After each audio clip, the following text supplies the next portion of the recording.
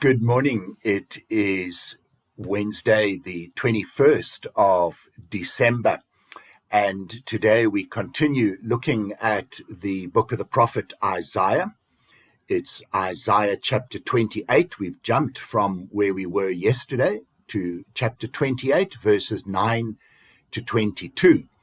And then we also look briefly at the book of Revelation, chapter 21, verses 9 to 21.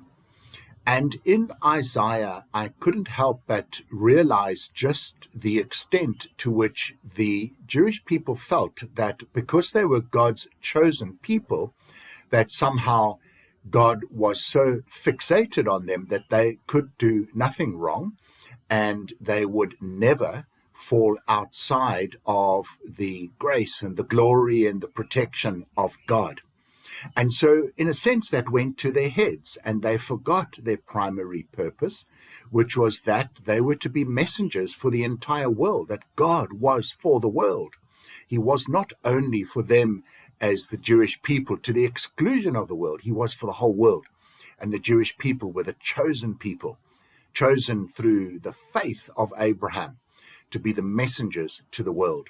And so the prophet Isaiah is warning Judaism and saying, you are not so special in God's eyes that he cannot and will not punish you for what you are doing wrong. He chose you and he will remain true to that choosing, but you have a calling, you have a purpose.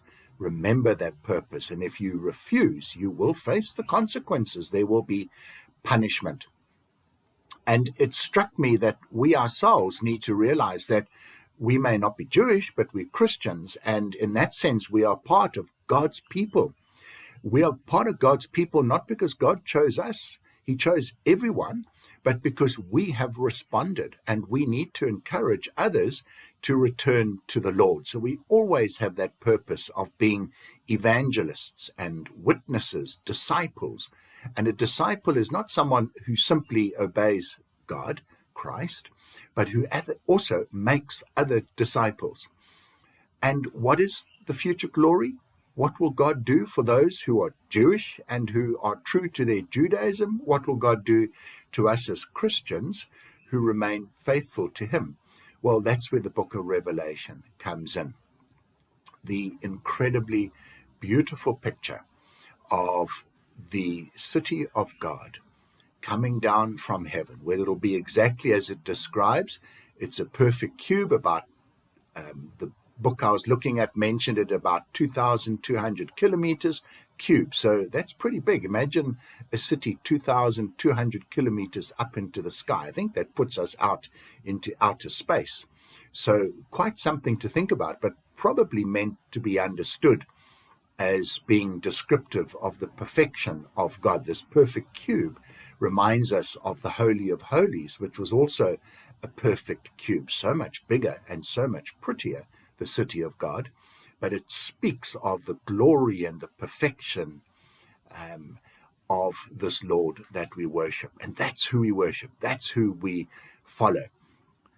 And we must follow him and remain faithful and obedient to him. And then all of this will be ours, not because we are somehow so special that we can do whatever we like and get away with it, but because we have chosen to follow God. So, dear friends, let's choose to follow God. Let's choose to be faithful and remain with him all the time and forever. What more can we say? We'll chat again tomorrow, and we'll see what our scripture teaches us. God bless.